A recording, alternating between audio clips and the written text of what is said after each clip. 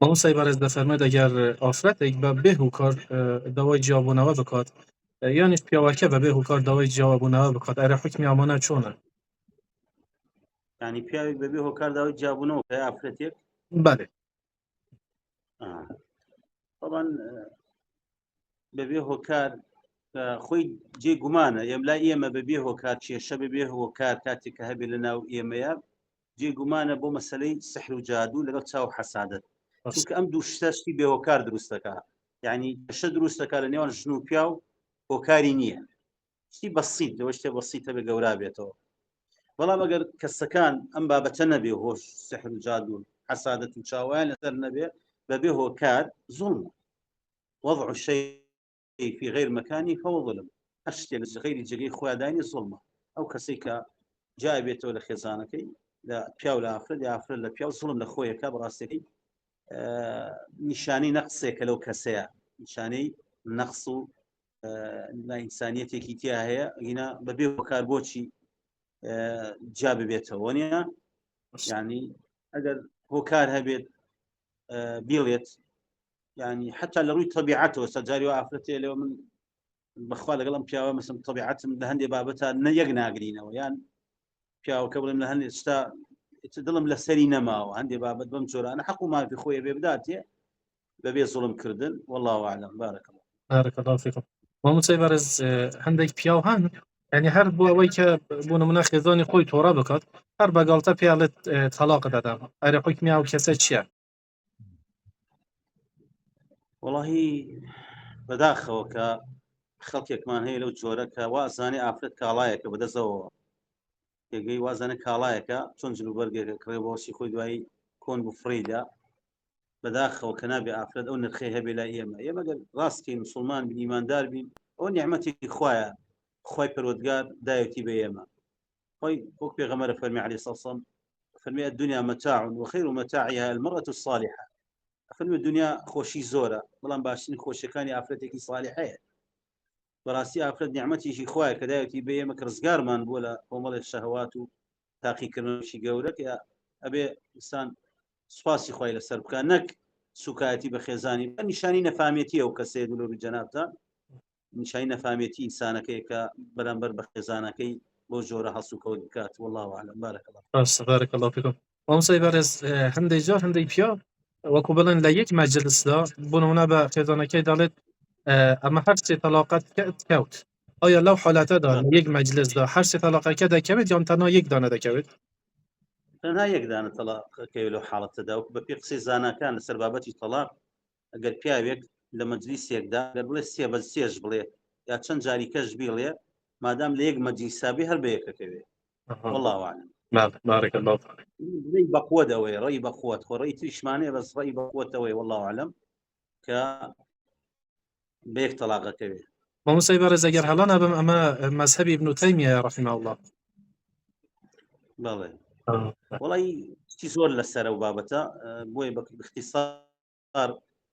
من جوابم دایەوە جزاك الله خيرا بارك الله فيك مامۆستای بەڕێز دەفەرمێت حکمی ئەو کەسە چییە کە سوێندی لەسەر خێزانەکەی دەخوات بە تەلاق لە هەموو کێشەیەکی بچووک و گەورەدا ئەیرێ ئەسڵەن ئایا خوند خواردن بە تەلاق جاییزە؟ چون خواردن بە تەلاق شرکە من حلف بغير الله فهو أشرك أو كفر چون خواردن بە غێری خوا نابێت ناتەندروستە نابێت پیا و شنگ بە غێری خوا بخوا تەلاقی ژێشێکە لەو شتانە کە تەلاق بەوە ناکەوێت و تەوبەیەوێ کەفارەی نییە بەڕاستێکی کەفارەی نییە ئەو جۆرە سوێندە ئیلا بێت تەوبە بکە هینا تاوانەکە قورسە لە عەسە دەمام و ساوستوندا درست نییە وانە؟ نەخێر سوێن نییەوە سوێن دەبێ بەخوا بخورێ لە حاڵەتێکدا ئەگەر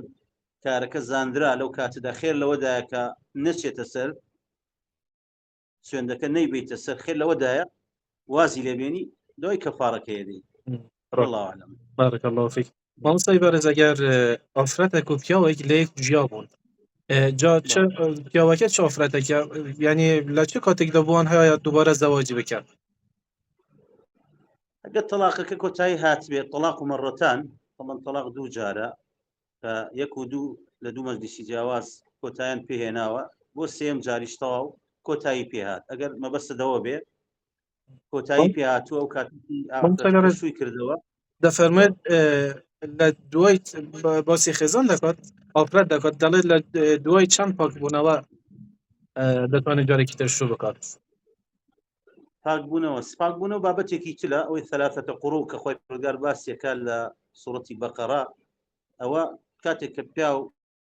خێزانەکەی خۆی تەلاقەدا ئەگەر گەیشتە خلافێ لە نێوان ئەوەی ئایا سێ پاکبوونەوە یا کەوتنە حەیضەوەیە، ئایا سێ پاکبوونەوەی بەسەر چوو تێپەڕی ئەو کاتە دەتوانێت مارەی بکاتەوە بە مارەیەکی تازە، یعنی تەلاقێکی کەوتووە بەڵام ماری دەکاتەوە بە مارێکی تازە، یعنی ماری کۆنەکەی لەسرە مارێکی تازە جێتە سەری. مامۆستا پێش ئەوە دەتوانێت هەر بەو مارەیە بگەڕێنێتەوە وانە پێش سێ جار پاکبوونەوە پێشەوەی بچێتە تەواوبوونی ئەو سێکاتەکە بەڵێ ئەتوانێت بیگەڕێن ژێر نیکاحی خۆی بەو سیغەی کە بڵێ ئەوە من تۆ خێزان خۆم ئەم دەستکاتەمەلی بڵێ با بڕۆینەوە هەر شتێک لەمانە کە علامە و نیشانە بێ لەسەرەوەی کە تۆ ئیتر خێزانی منی کۆتایی بەو بابەتە دێ و دەبێت تۆ خێزانی وەڵڵاهو ئەعلەم. بارك الله فيك. مامۆستای بەڕێز دەفەرمێت ئەگەر ئافرەتێک بۆ دەرکەوت کە مێردەکەی پاشۆ خیانەتی لێ دەکات ئایا درستە دەوای تەلاقی لێ بکات؟ ئافرەتێک پیاوەکەی خیانە دەکات بەڵێ دروستە ئافرەتەکەی داوای جابوونەوە بکە؟ بەڵێ وەڵای حاڵەت هەیە لەو بابەتەیە حاڵەت هەیە ئایا ئەم پیاوە تەوبەی کردووە تەوبە دەکا ئەگەر تەوبە بکە ئەهلی ئەوەیە کە بڵێت ترم بەرێ دەتوانێت لەگەڵا بژی دەتوانێت ئەوش عەفوی بکە هەمووان دەزانین عەفوکردن هەیە خۆی گەورە بە گەوری خۆی مرۆڤ کە تاوانەکە تاوانەکار چیەک بێت بڵێ خوای لێم خۆش بخوا لێ خۆشە بێت وەنیە لێ ئافرەتیش گەورەی و مروءەت ئافرەتی فەزڵەکەی فەضیلەتی لەوەدایە ئەگەر بە تایبەت خاوەنی مناڵ بێت خاوەن مناڵ بیان ئەم پیاوە هەستی کردبێ ئەمە ئەم پیاوە عنی چاکەی زۆر لەسرە ولا تنسوا الفضل بينكم هەست بکەم پیاوە چاکەی زۆر لەسرە ڕاستە توژەم تاوانە بوو تیلا بوو بەمەوە بەڵام سەش تەوباکە و دەوەی لێک گەردن ئازای و عەفوکردنەکات وەڵڵاهو ئەعلەم باشترە لێ ببورێ بۆ پاراستنی خێزان وانە مامۆستای بەڕێز بڵێ بۆ پاراستی خێزان دروستە نەکەر بۆ پاراستی خێزان بەڵکو وەکو ئینسانێکی ئیماندار عەفوکردن زۆر گەورەیە مقابلی عەفوکردنیش باشتە ڕاستە ینی ئەتا ئەگەر عەکسیش بێ بە پێچەوانەشەوە بێ یعنی ئێمە لای ئێمە ئێستا پیا و ئەم بابەتە بکە تا تاوانێ بکە ئەخلاقیەن یعنی ئافرەت ڕاستە بەلایەوە زۆر قورسە بەڵام مەجالێ دات کە بگەڕێتەوە بە بکە و ئەچێتەوە ژێر بەس لای ئێمە ئافرەت ئەو تاوانە بکات پیا قوبوڵی ناکات یەکسەر دەیکوژەن جیاوازیش لەو خوای گەورە فەراواندا بارك الله فيكم ئەتوانم بڵێم بۆ ئافرەتی شەر مەجالی چیە یعنی تەوبە بکە و بگەڕێتەوە بڵێ شتێکی وام توش بوو ئەوانە پیا ئەتوانێت بیگەڕێنێتەوە وەڵڵاهو ئەعلەم. بارك الله فيكم. چەنە خۆت مامۆستای بەڕێز دەفەرمێت ئەگەر پیاوێک یعنی لەسەر تووڕەبوون یان بەهەڵە بە خێزانەکەی بڵێت ئەمە تەلاقم دایت ئایا لە بەو شێوەزە تەلاقەکە دەکەوێت؟ وڵی تۆڕەبوون خلافی تایە بە تایبەت تۆڕەبوونە زۆرەی کە ئینسان ئیدراکی خۆی نەکە ئاگای لە خۆی نەمێنێت ڕێی بەخۆدەوەی کە تەلاقی ناکەوێت ئەگەر ئاگای لە خۆی نەبێ بەڵام ئەگەر تووڕەبوونی احتیادی بێت ئاگای لە خۆی بێت ئەوە ئەکەوێ وەڵڵاهو ئەعلەم تەلاقی بارك الله فيك. مامۆستای بەڕێز دەفەرمێت ئەگەر مامۆستا بە کوردی بۆمان باسی جیاوازی نێوان تەلاقی ڕەجعی و تەلاقی باین بکات ئەگەر بزانن جیاوازی بەڵێ جیاوازی لە نێوان تەلاقی ڕەجعی و تەلاقی باین جیاوازیەکەی بەڵێ مامۆستا یا تەلاقی باین چیە و تەلاقی ڕەجعی چیە؟ بەڵێ تەلاقی باین یعنی یەکجاری تەلاقی باین یعنی تەلاقی یەکجاری تەلاقی ڕەجعی ئەو تەلاقەیە کە ئەم پیاوە ئەتوانی بیگەڕێنێتەوە شوێنی نیکاحی خۆی یعنی سەوکو بەسی ثلاثة قوڕمان کرد لەو حاڵەتە گەتەوە پیاوەکە لێ من خێزانەکەی خۆمە هێنمەوە ئەمە ڕەجعیە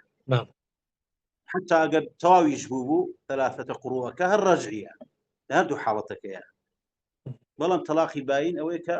ئەڵێ من کۆتایی پێێنم تەواو هەرو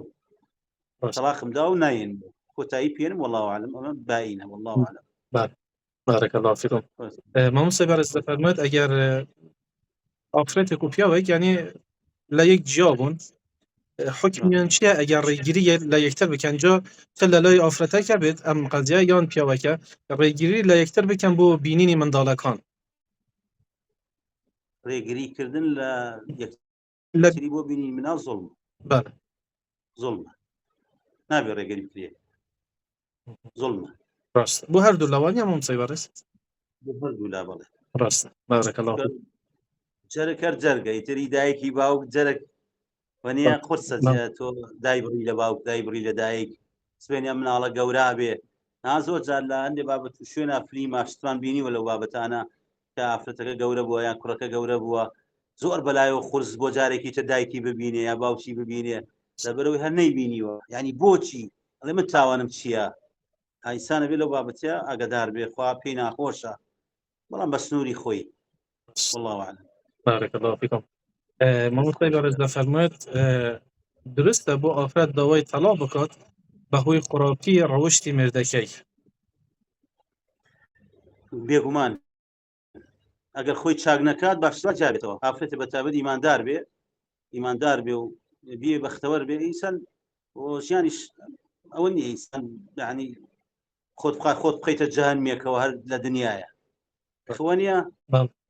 تو چەند ساڵ 50 ساڵەکە پیاوێکە بژی حساب خۆت دەخەیتە جەهەنمێکی دنیاوە کام پیاوەکە تۆ خۆشی لێ نەبینی و ڕێزت نەگرێ و خۆشتی نەوێ و حەق و مافت نەدا و بۆچی باشە کە چاک نەبێ لا خەیرە فیک. ڕاست بارك الله فيكم. مامۆستای بەڕێز دەفەرموێت ئەگەر کەسێک لە دڵەوە نیەتی تەلاقی هێنابێت ئایا تەلاقی لەو کاتەدا دەکەوێت یعنی بەس بە ئینیەت نەک بە ناکەی بەدڵ ناکەی إلا بالزمان خرابك داري بري تلفظي فيك والله أعلم. بارك الله فيكم. مامۆستای بەڕێز دەفەرموێت ئافرەت لە غیابی خۆیدا تەلاق بدرێت تەلاقەکە درستە دەکەوێت لە غیابی خۆی تەلاق درێت بەڵێ تەلاق ئەگەر ئافرەت ئامادەش نەبێ لەوێ تەلاق دەکەوێ و پیاوە بەڵێ بەڵام بۆ حکومانی کە باس دەکرێت سەرخۆش نەبێ یعنی تووڕێەکەی زۆر نەبێ لەوانە یا بەزی مکرا نەبێ بە زۆر پێی نەکەن دروستە تەلاقەکەوێ والله أعلم. بارك الله فيكم. مامۆستای بەڕێز لای ئێمەی بادین کەسێک دەرکەوتووە کە دەڵێت نوێژ فەرز نییە مامۆستاشە لە سەزمەڵاشە لەسەر مینبەریش خوتبە ئەدات دەڵێت نوێژ فەرز نییە شتێکی ڕۆحیە بکەی نەکەی هیچ عقوبە و هیچ شتێکی لەسەر نییە چەنە بابەتەکەمانەوە نیە ئێمە جا ئەمە لەبەرەوەی تەوەرەکە سلامەت یەک دوو سێ پرسیار بۆ نەدارەوەی تەوەرەکە کە پرسیاری تەوەرەکان تەواو بۆ مامۆستای بەڕێز بۆ خۆیان من ئەڵێم یعنی حەق وایە یعنی کەسێکە هۆشیار بێ ئاگای لە دینی خوا بێ مسلمان بێ ئیماندار بێ حەق نییە خەڵک خۆی بەو جۆرە خەڵکەوە مەشغوڵ بکە یعنی جۆ لەوانە بگرێ یا بڵێ ئەمە ڕاستە یعنی قسەی زۆر جار لەو جۆرانە بڵاو ئەکرێتەوە حەق نییە مسلمان ئەو شتانە بڵاو بکاتەوە لەبەرەوەوانە دین تێکەدن تێکدەری دینن ئەوان بەڕاستیەکەی جاهلن بەدین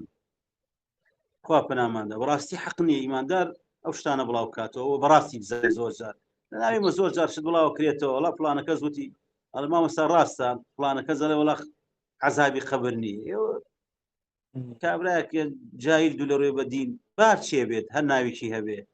یا کابرا لە ڕۆژ و فەرز نییە کوتیبێ عنی فوریضە نییە